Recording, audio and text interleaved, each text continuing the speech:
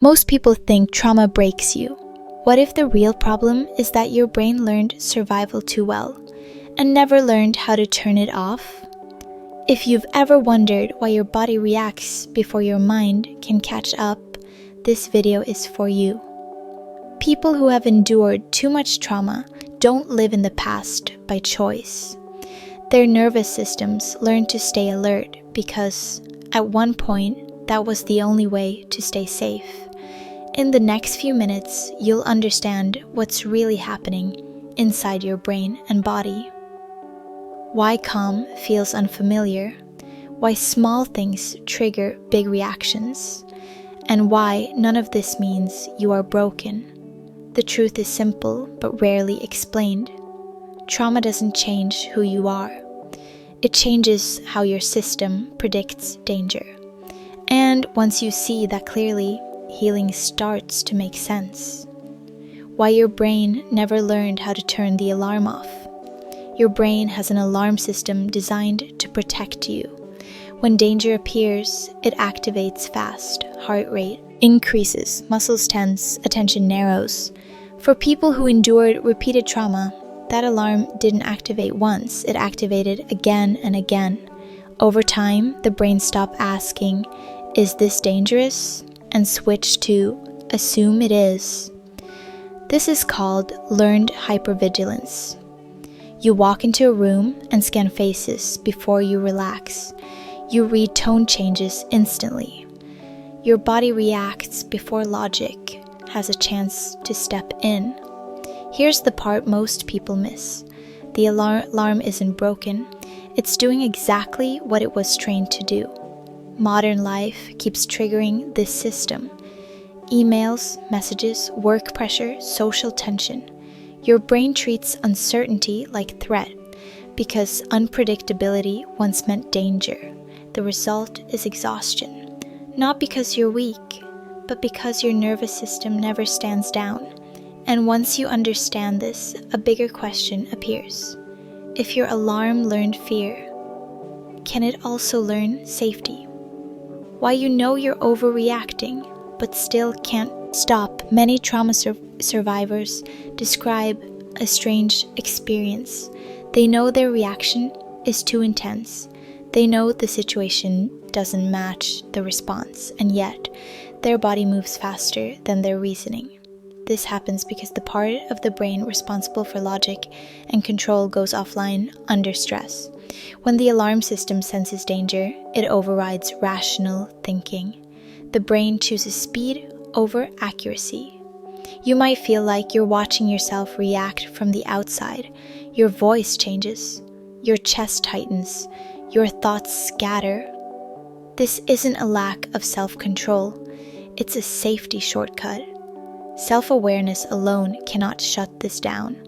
Understanding trauma intellectually doesn't automatically calm the nervous system. That's why people say, "I know better, but my body doesn't listen."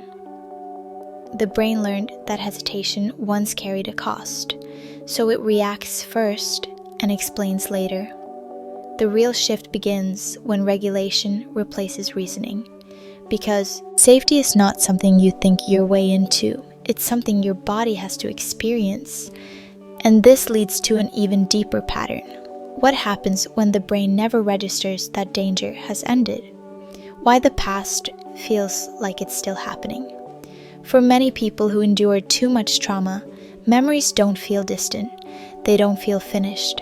They arrive with the same intensity as the original moment. This happens because trauma disrupts how the brain stores time. Normally, memories are tagged as "this is over." With prolonged trauma, that tagging system weakens. So, when something reminds your system of the past, your brain doesn't recall it. It re-enters it. Your body responds as if the danger is unfolding right now. That's why triggers often feel confusing. A slammed door, a short message, a familiar look. Your nervous system is not reacting to the present event. It's responding to an unfinished threat loop. This is why people say, I know I'm safe, but I don't feel safe. Safety exists in thought, not in the body. Until the nervous system learns that the experience has an ending, time collapses, past and present blur, and when the past never truly passes, the body starts carrying the weight, not as memories, but as symptoms. Why your body stays tense, even when life is calm. Trauma does not stay in the mind alone. When the brain cannot complete a threat response, the body carries it forward. Many survivors live with constant tension without realizing it. Shoulders lifted, jaw clenched, breathing shallow. This is not a habit, it is a pattern stored in the nervous system. Over time, the body learns to brace by default, even during quiet moments. Even when nothing is wrong, the body does not ask for permission to protect you. It acts on memory. Chronic fatigue and pain are often misunderstood as weakness. In reality, they are signs of long-term vigilance. Muscles that never relax eventually ache. Systems that stay alert eventually burn out. This is why rest can feel uncomfortable. Stillness removes distraction. And without distraction, stored tension becomes noticeable. The body is not malfunctioning, it is asking for resolution. Until safety is felt physically, relaxation will feel unfamiliar, and healing will remain incomplete. Which raises a difficult question. What happens when survival becomes your identity? Why you keep choosing familiar pain? People who endured too much trauma often notice a painful pattern. They leave one difficult situation only to find themselves in another that feels strangely similar.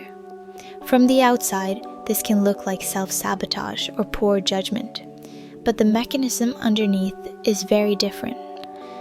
The nervous system is drawn to what it recognizes. Familiar does not mean healthy. It means predictable. The brain prefers known pain over unknown safety because known pain feels controllable.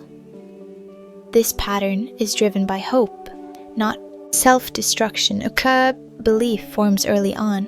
This time, it will end differently. This time, you will be chosen. This time, you will be safe. So the system returns to similar dynamics in relationships, work, or authority figures, not to suffer, but to resolve an unfinished story. The problem is that the body repeats faster than awareness can intervene. And without nervous system safety, insight alone cannot break the cycle. This is why healing is not about choosing better people.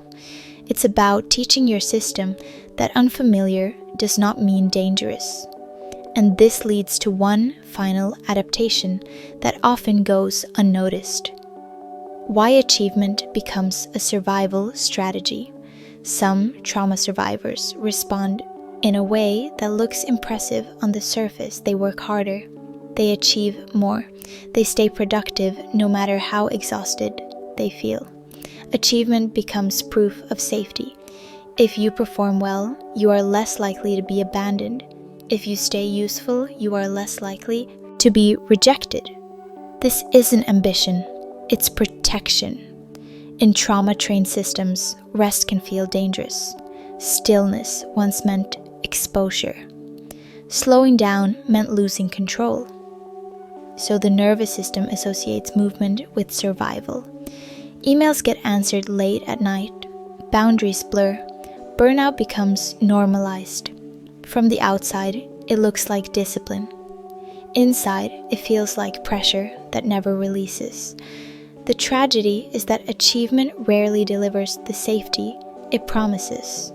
No milestone quiets the alarm for long, because the threat was never about performance. Healing begins when worth is no longer tied to output, when safety is learned without constant motion, and once movement is no longer required to survive. something else becomes possible. People who have endured too much trauma are often misunderstood, not because their experiences are rare, but because their adaptations are invisible. What looks like overreaction is learned vigilance. What looks like emotional distance is protection. What looks like obsession with achievement is a nervous system trying to stay safe. None of these patterns appeared by accident.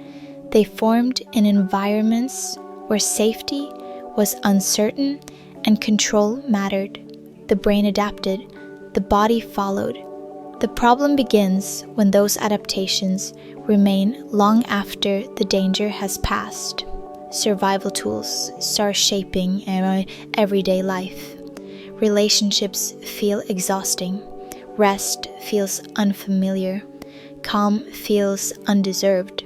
But understanding changes the direction of healing. When you see these responses as intelligent adaptations, shame loosens its grip. You stop asking, "What's wrong with me?" and start asking, "What did my system learn to survive?" Healing does not erase the past. It teaches the nervous system that the present is different. And when safety becomes something you feel, not just something you think, those old patterns finally begin to soften. If any part of this video felt uncomfortably familiar, you're not alone. Many people spend years believing their reactions mean something's wrong with them. Often, it simply means their nervous system learned to survive in difficult conditions. If this helped you understand yourself a little more clearly, leave a comment below. You don't need to explain everything. Even a short sentence is enough. And if you want to keep going deeper, subscribe. This channel is about understanding trauma without judgment and learning how safety is rebuilt one step at a time. In the next video, we'll talk about what healing actually looks like at the nervous system level. Not motivation, not positive thinking, but real practical changes that help the body feel safe again. Take care of yourself today. You're not behind, you're recovering.